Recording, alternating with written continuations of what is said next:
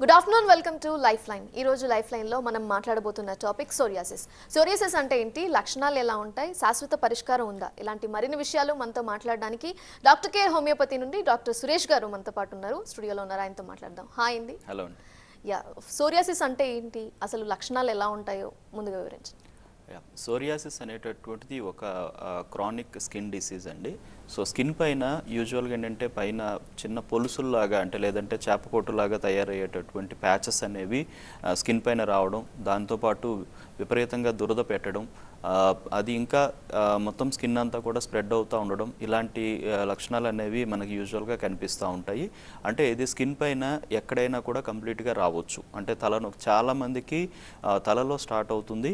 తలలో మనం చాలా వరకు ఏంటంటే డాండ్రఫ్ అనుకుంటారు చాలా వరకు, కానీ అది పెద్ద పెద్ద ఫ్లేక్స్ రూపంలో తయారవుతున్నాయి. అక్కడక్కడ ప్యాచెస్ మాదిరిగా తయారై అవి పెరుగుతూ కంప్లీట్గా స్కాల్ప్ అంతా కూడా స్ప్రెడ్ అవ్వడం జరుగుతుంటుంది. సో ఇలా తర్వాత ఏంటంటే నెమ్మదిగా మిగతా స్కిన్ పైకి రావడం అనేది జరుగుతుంది. అంటే చెవి వెనకాల భాగంలోన, చెవి లోపల నుంచి స్కేల్స్ లాంటివి రావడం కానీ, అలా మిగతా పార్ట్స్ కూడా చేతులు, కాళ్ళు, వీపు, ఇట్లా అన్ని పార్ట్స్లో కూడా అది రావడం అనేది చూస్తూ ఉంటామండి. సో ముఖ్యంగా ఏంటంటే ఇది స్టార్ట్ అయ్యే ముందు ఈ యొక్క స్కిన్ పైన చిన్న ప్యాప్యూల్స్ లాంటివి స్టార్ట్ అవుతాయి.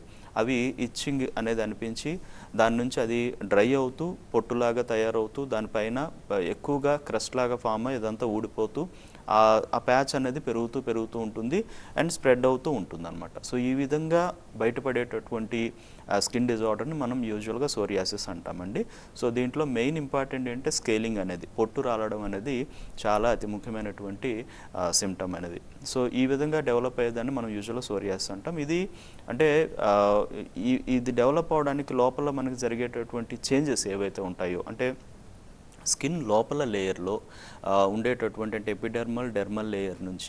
డెర్మల్ లేయర్ నుంచి మనకి ఈ స్కిన్ సెల్స్ అనేవి ప్రొలిఫరేట్ అవ్వడం జరుగుతాయి.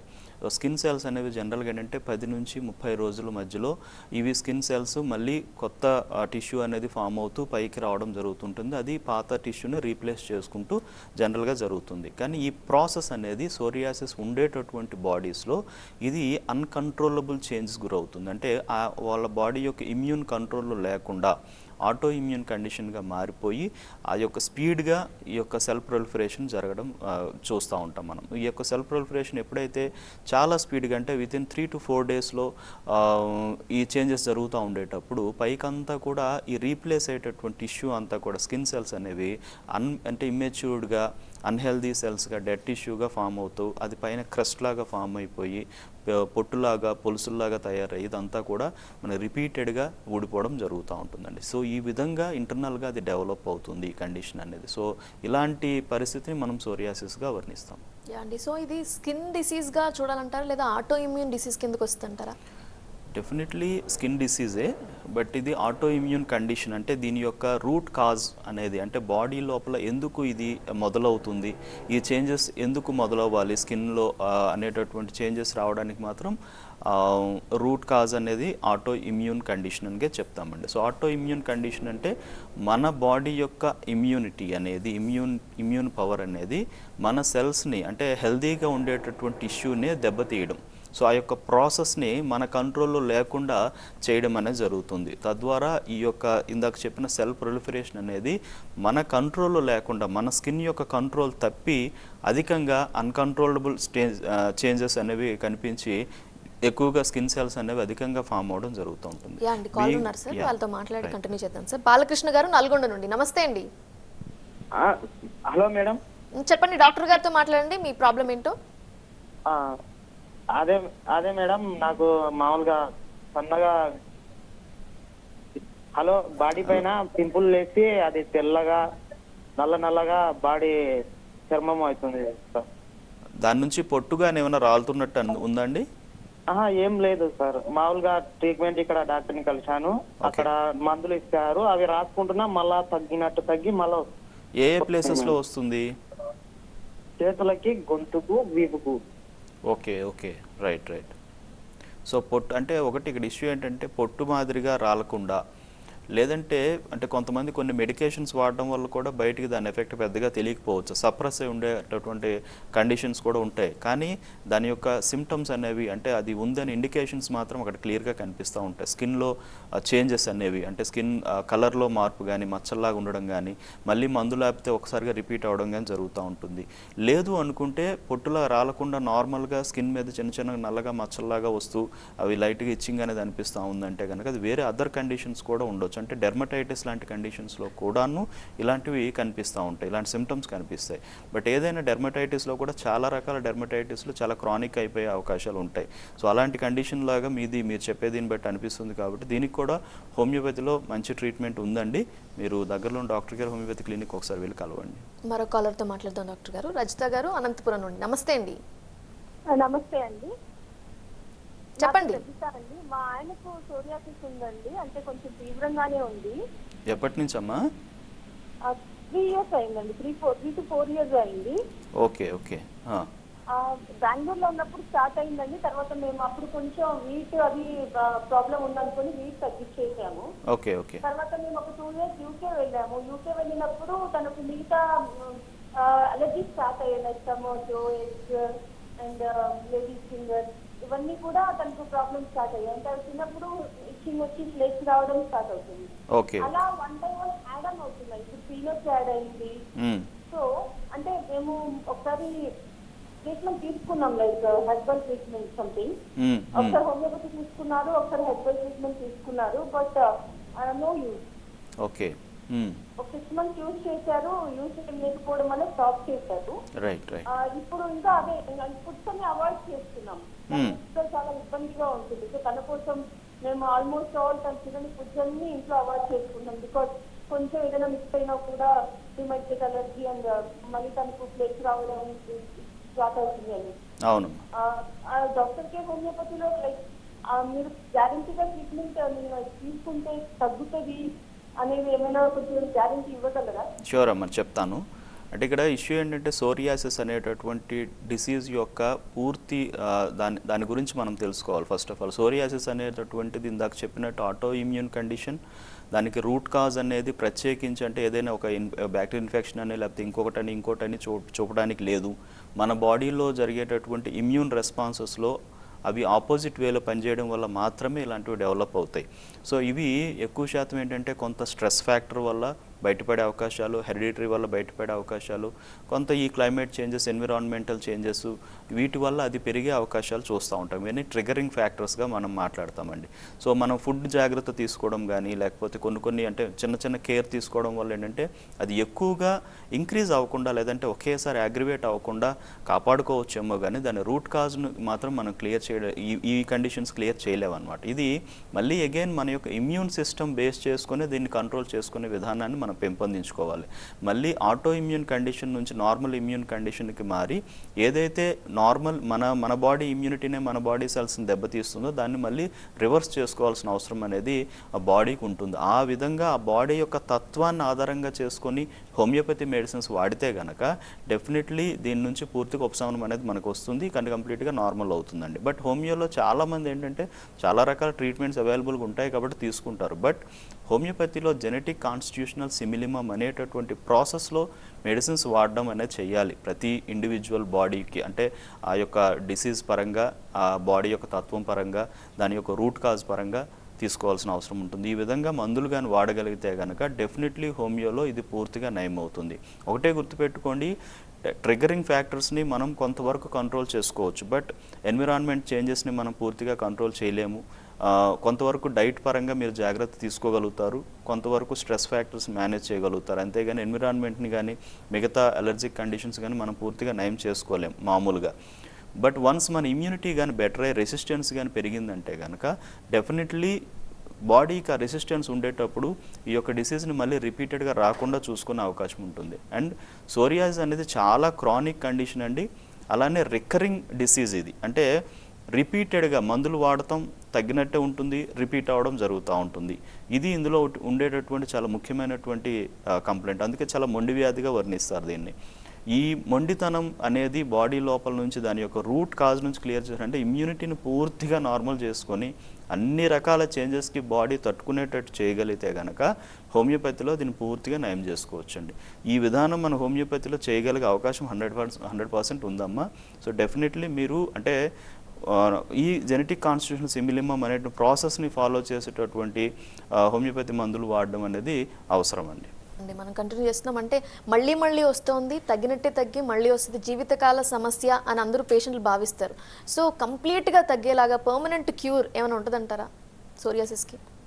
అంటే సోరియాసిస్ ఇట్ సెల్ఫ్ ఇది రికరింగ్ డిసీజ్ అండి. సో ఎందుకంటే ఇది మన బాడీ యొక్క ఇమ్యూన్ రెస్పాన్సెస్ అనేవి బయట ఉన్నటువంటి అట్మాస్ఫియరిక్ చేంజెస్ కానీ, మనం తీసుకునేటటువంటి స్ట్రెస్ కానీ, మన లైఫ్ స్టైల్ పైన పడేటటువంటి ప్రతి ఒత్తిడికి కూడాను ఈ ఇమ్యూన్ రెస్పాన్సెస్ అనేవి ఏ విధంగానైనా మారే అవకాశాలు ఉంటాయి. సో అందుకని అంటే ఇమ్యూనిటీ ఆటో ఇమ్యూన్ కండిషన్స్ అనేవి ఒక్కోసారి ట్రిగ్గర్ అవుతా దాని యొక్క స్పీడ్ని మళ్ళీ పెంచి అగైన్ లోపల టిష్యూ డ్యామేజ్ని ఇంకా ఇంక్రీజ్ చేసే అవకాశాలు చూస్తూ ఉంటాం. సో అందుకని ఏంటంటే ఇది రికరింగ్ డిసీజ్ అంటాం. అంటే మొండి వ్యాధిగా చెప్తూ ఉంటారు, మళ్ళీ వస్తూ ఉంటుందని. అండ్ చాలా వరకు ఏంటంటే దీనికి ఇంకా తగ్గదండి, సో డెఫినెట్లీ మీరు ఎప్పటికీ వచ్చిన ప్రతిసారి మెడిసిన్స్ వాడాలనేటట్టు చెప్తారు. కానీ హోమియోపతిక్ పాయింట్ ఆఫ్ వ్యూలో ఎలా ఉంటుందంటే ఇది ఒక ఆటో ఇమ్యూన్ డిసీజ్. అంటే బాడీ యొక్క ఇమ్యూన్ రెస్పాన్సెస్ అనేవి మనకి అనుకూలంగా కాకుండా ప్రతికూలంగా పనిచేయడం. సో మళ్ళీ అగైన్ అనుకూలంగా మన బాడీ టిష్యూస్ మీద మన ఇమ్యూన్ రెస్పాన్సెస్ నార్మల్ చేసుకోగలిగితే కనుక ఈ యొక్క ప్రాసెస్ ఏదైతే లోపల ఈ సెల్ ప్రొలిఫరేషన్ అనేటటువంటి అన్కంట్రోలబుల్ ప్రాసెస్లోకి ఎలా అయితే వెళ్ళిందో దాన్ని మళ్ళీ నార్మల్ చేసుకునే అవకాశం అనేది ఉంటుందండి. సో అంటే హోమియోపతిక్ పాయింట్ ఆఫ్ వ్యూ ఎప్పుడు కూడా ఏంటంటే దాని రూట్ కాజ్ ఏంటి, ఒక మనిషికి సపోజ్ ఒక 5 years బ్యాక్ సోరియాసిస్ బయటపడింది అంటే ఆ బయటపడే ముందు ఆయన యొక్క లైఫ్ స్టైల్లో తీసుకున్నటువంటి స్ట్రెస్ ఎలాంటిది. సో మెంటల్ సిమ్టమ్స్ అనేవి చాలా అవసరం.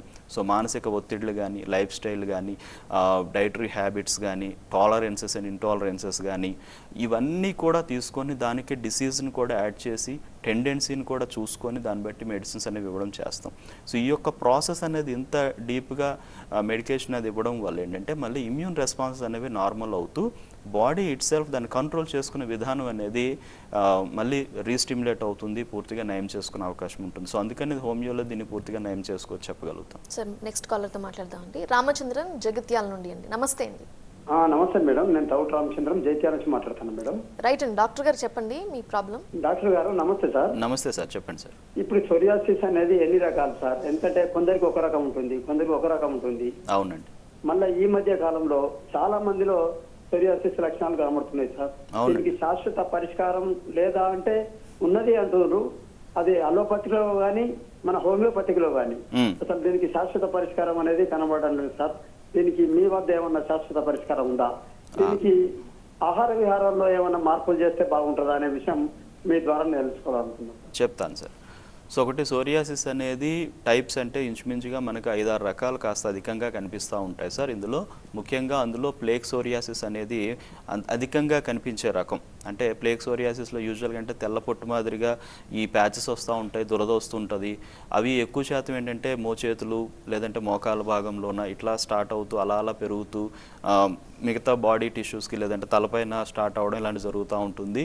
సో ఇవి ఎక్కువ అవుతున్న కొద్దీ క్రాక్స్ లాగా ఫామ్ అవుతాయి. అంటే బాగా క్రస్ట్ పైన ఫామ్ అవుతా ఒక్కోసారి పగిలిపోవడం, ముఖ్యంగా వింటర్ సీజన్లో దాని యొక్క తీవ్రత అధికంగా అవడం ఇలాంటివి జరుగుతూ ఉంటాయి.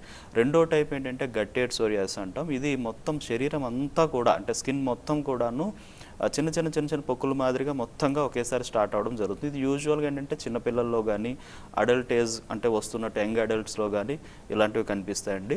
పస్టులర్ సోరియాసిస్ అంటే సోరియాసిస్తో పాటు చిన్నగా చీమ్ పొక్కులు లాంటివి కూడా కొంతమందిలో ఉంటాయి. ముఖ్యంగా కాళ్ళ భాగంలో ఎక్కువగా కనిపించే అవకాశాలు ఉంటాయి.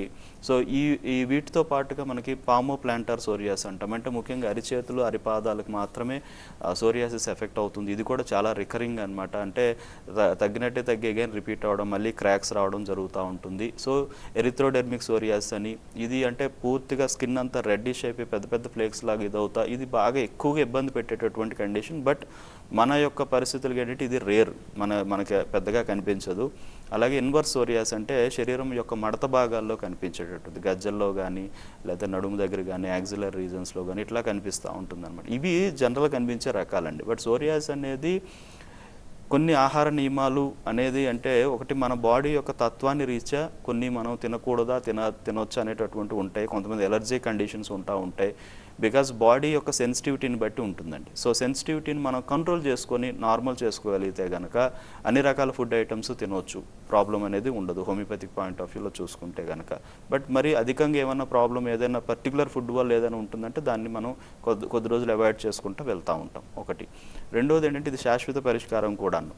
బాడీ యొక్క తత్వాన్ని ఆధారంగా చేసుకొని డిసీజ్ యొక్క క్రానిసిటీని అంటే దీర్ఘకాలికతని ఆధారంగా చేసుకొని టైం అనేది మనం చెప్పడం జరుగుతుంది. సో అంటే కొంచెం ఎక్కువ టైం పట్టవచ్చు దానికి. బట్ డెఫినెట్లీ ఈ యొక్క ప్రాసెస్లో మనకి ఫస్ట్లో ఎలా అయితే లోపల అనగదొక్కబడిందంతా కనిపించి అది క్లియర్ అవుతూ మళ్ళీ రిపీటెడ్గా రాకుండా ఎవ్రీ సీజన్లో కానీ అంటే కొన్ని బాడీస్కి చలికాలంలో ఎక్కువ అవడం, కొన్ని బాడీస్ వర్షాకాలం ఎక్కువ అవుతూ ఉంటుంది, కొన్ని బాడీస్కి ఎండాకాలం ఎక్కువ అవుతూ ఉంటుంది. ఆ యొక్క సెన్సిటివిటీని మనం చూసుకొని దాన్ని బట్టి మెడిసిన్స్ ఇచ్చి ఏ సీజన్లో కూడా రాకుండా ఉందంటే కనుక ఇది పూర్తిగా తగ్గినట్టుగా చెప్తామండి. సో అందుకని ఏంటంటే కొంచెం టైం తీసుకున్నా కూడా డెఫినెట్లీ దీన్ని పూర్తిగా నయం చేసుకునే అవకాశం అనేది ఉంది. మరో కాల్ ఉన్నారండి, వారితో మాట్లాడదాం. హైదరాబాద్ నుండి స్వప్న గారు, నమస్తే అండి. చెప్పండి.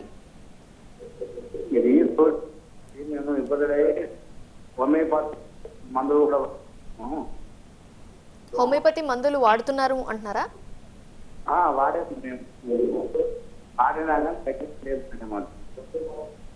వాడారు కానీ తగ్గలేదు అంటున్నారు. Okay, right. హోమియోపతిక్ వైద్యంలో ముఖ్యంగా ఏంటంటే ఇలాంటి దీర్ఘకాలిక సమస్యలకి అలాగే ఆటో ఇమ్యూన్ కండిషన్స్కి మనం సిమ్టమాటికల్ ట్రీట్మెంట్స్ అనేవి బయట ఇస్తూ ఉంటారు సార్. అంటే కేవలం దురదొస్తుందంటే ఆ రిలేటెడ్గా లేకపోతే పొట్టు రిలేటెడ్గా ఇట్లా సోరియాసిస్ పర్టికులర్ కొన్ని స్పెసిఫిక్ మెడికేషన్స్ అని ఇట్లా ఇస్తూ ఉంటారు. అంటే హోమియోపతిలో ఏంటంటే చాలా రకాల వైద్య విధానాలు అనేవి ఉన్నాయి. ఆ మందులు ఇచ్చే విధానంలో మార్పు అనేది చాలా వరకు ఉంటుంది.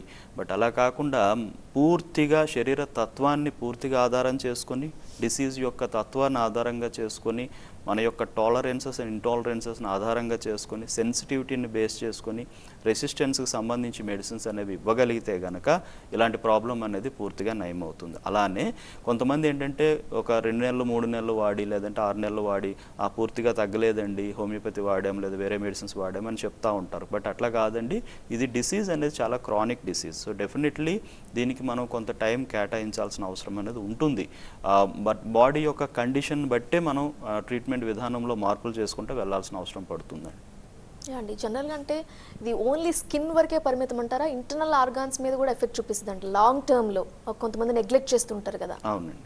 సో డెఫినెట్లీ ఈ స్కిన్ ప్రాబ్లమ్గా స్టార్ట్ అయ్యి ఇది ఎక్కువ అవుతూ లేదంటే కొన్ని రకాల మెడికేషన్స్ వల్ల ఇంటర్నల్గా సప్రెస్ అవుతూ లేదంటే చాలా ఎక్కువ కాలంగా ఇది కంటిన్యూ అవుతూ ఉంటే కనుక సో డెఫినెట్లీ అధికంగా కనిపించేటటువంటి ఇబ్బంది ఇమీడియట్గా ఏమవుద్దంటే సోరియాటిక్ ఆర్థరైటిస్ అనేది, అంటే కీళ్ళ నొప్పులు అనేవి. సో ముఖ్యంగా ఏంటంటే చిన్న కీళ్ళల్లో ఇట్లా నొప్పులు అనేవి స్టార్ట్ అవుతూ అలా నెమ్మదిగా అన్ని కీళ్ళల్లో కూడాను నొప్పులు రావడం ఇలాంటివి జరుగుతూ ఉంటుంది. కీళ్ళు వాపులు లాంటివి రావడం, కీళ్ళు ముడిచిపోయినట్టు అనిపించడం, స్టిఫ్నెస్ డెవలప్ అవ్వడం, అంటే ఇంచుమించుగా ఒక రకంగా చెప్పాలంటే కీళ్ళవాతం లాంటి లక్షణాలతో బయటపడేటటువంటి కండిషన్గా మారిపోతుంది. సో దీన్ని సోరియాటిక్ ఆర్థరైటిస్ అంటాం. కానీ ఇది అందరిలో ఒకేసారిగా డెవలప్ కాదు. కేవలం ఒక 10% నుంచి 20% వరకు మాత్రమే సోరియాసిస్తో బాధపడుతున్నటువంటిలో డెవలప్ అవ్వచ్చు. లేదు అంటే మన లైఫ్ స్టైల్లో విపరీతమైనటువంటి మానసిక ఒత్తిడికి గురవడం వల్ల ఈవెన్ సోరియాసిస్ రావడానికి కొన్ని కారణాలు ఉండొచ్చు. వచ్చిన తర్వాత కూడా ఇంకా విపరీతమైన మన కంట్రోల్లో లేనంత మానసిక ఒత్తిడికి గురైతే కనుక ఇలాంటివి డెవలప్ అయ్యే అవకాశాలు కూడా కొద్దిమందిలో చూస్తూ ఉంటామండి. సో ఇది అతి ముఖ్యంగా కనిపించేటటువంటి కాంప్లికేషన్ సోరియాసిస్లో. బట్ వీటితో పాటుగా మిగతా ఆర్గన్స్ మీద కూడాను దీని యొక్క ఎఫెక్ట్ పడే అవకాశాలు ఉంటాయి. లైక్ కొంతమందికి వాడే కొన్ని మందుల వల్ల కిడ్నీ స్పైక్ కానీ లేదంటే డిసీజ్ పరంగానే లేదంటే రెస్పిరేటరీ ట్రాక్ట్ పైకి కానీ దీని యొక్క ఎఫెక్ట్స్ వెళ్ళేటటువంటి అవకాశాలు అనేవి చూస్తూ ఉంటామండి. సో అంటే హెరిడిటరీ ఫ్యాక్టర్ ఉంటే కనుక వాళ్ళ వంశంలో ఎవరికైనా పేరెంట్స్కి ఉంటే వీళ్ళకి రాకుండా ఉండాలంటే ఎలాంటి జాగ్రత్తలు తీసుకోవాలంటారు?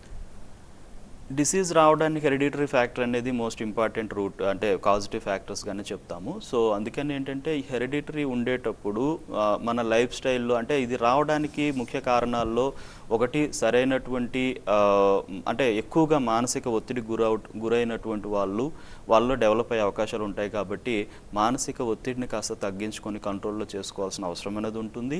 అండ్ రెండవది ఏంటంటే సరైన పోషకాహారం తీసుకోవాల్సిన అవసరం ఉంటుంది. ఎందుకంటే మనకి బాడీకి సంబంధించిన సరైన పోషకాహారం వెళ్ళనప్పుడు మన ఇమ్యూనిటీ అనేది వీక్ అవడం జరిగే అవకాశాలు ఉంటాయి. సో అందుకని ఏంటంటే సరైన పోషకాహారం అన్ని రకాల ఫుడ్స్ తినాలి, అన్ని రకాల ప్రోటీన్స్ వెళ్ళాలి, ఫ్యాట్స్ వెళ్ళాలి, కార్బ్స్ వెళ్ళాలి. సో ఇవన్నీ కూడా వెళ్ళాలి. సో ఈ విధంగా మనం రెగ్యులర్గా సరైనటువంటి పోషకాహారం తీసుకోవాలి. అతి ముఖ్యంగా ఏంటంటే స్కిన్కి ఎండ అనేది చాలా అవసరం. ఎండ రెగ్యులర్గా మినిమం అంటే మార్నింగ్ టైం కానీ ఈవినింగ్ టైం కానీ ఎండ తగిలేటట్టుగానే ప్లాన్ చేసుకోవడం అనేది అవసరం. అలాగే సరైన వ్యాయామం అనేది ఇవ్వాలి. సో ఇవన్నీ కరెక్ట్గా చేయగలిగితే కనుక చాలా వరకు దాని యొక్క టెండెన్సీని మనం అంటే కొంత కంట్రోల్ చేసుకునే అవకాశం ఉంటుంది. బట్ వన్స్ మానసిక ఒత్తిడి అధికమైందంటే కనుక వచ్చే అవకాశాలు ఉండొచ్చండి. బట్ కొంతవరకు మనం కంట్రోల్ చేసుకునే అవకాశం అనేది ఉంటుంది. రైట్ అండి, థ్యాంక్ యూ అండి. ఈరోజు సోరియాసిస్తో బాధపడుతున్న వాళ్ళు ఎలాంటి జాగ్రత్తలు తీసుకోవాలి, ముఖ్యంగా ఫుడ్ విషయంలో, అలాగే డాక్టర్ కేర్ హోమియోపతిలో ఎలాంటి ట్రీట్మెంట్స్ అందిస్తున్నారు అనేది మా వ్యూవర్స్కి తెలియజేసినందుకు thank you. Thank you. So ఇది వాళ్ళ లైఫ్ లైన్. చూస్తూనే ఉండండి TV9.